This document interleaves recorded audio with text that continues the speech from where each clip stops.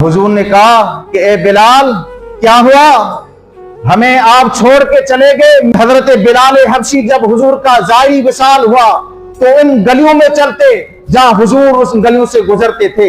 हुजूर की मुस्कुराहट से गलियां महक जाती थी, आपकी खुशबू से वो वीराने इलाके महक जाया करते थे, उन पर रोशनियों की किरणें पड़ती थी। हजरत बिलाल जब उन गलियों से गुजरते, हुजूर को ना देखते तो तड़प जाते।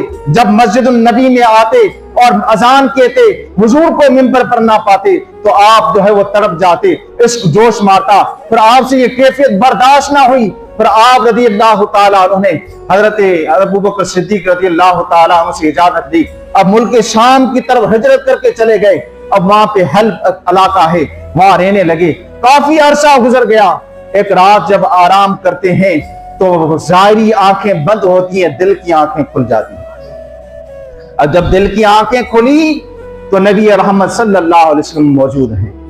अब मेरा मदीना शहर छोड़ के चले गए, क्या हमसे जफा हो गए हो, कब आओगे हमारी मुलाकात के लिए। अब हजरत बिलाल हबशी ने ख्वाब में देखा रसूलुल्लाह सल्लल्लाहु अलैहि वसल्लम को। आप दूसरे दिन दौड़ते हुए मदीने की गलियों में जाते हैं। जब मदीना करीब आता है, आप गलियों में जाते हैं तो वहां हुजूर को नहीं पाते। आप हुजराते अज़वाज के हुजरात की तरफ देखते हैं, वहां भी मौजूद नहीं है। आप मस्जिद नबी में आते हैं, वहां भी मौजूद नहीं है।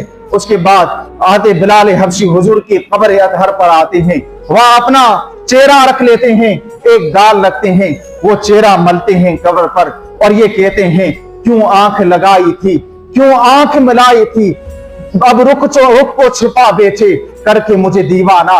ये आप मजार पर बैठकर अपने चेहरे को मल रहे हैं और अर्ज करते हैं, या रसूल अल्लाह, आपने मुझे बुलाया है, अब मुझे दीदार भी कराइए। मैं गलियों में भी घुमा हूं, मैं मस्जिदों में भी घुमा हूं, मैं बाजारों में भी घुमा हूं, कहीं आपकी झलक नजर ना आई।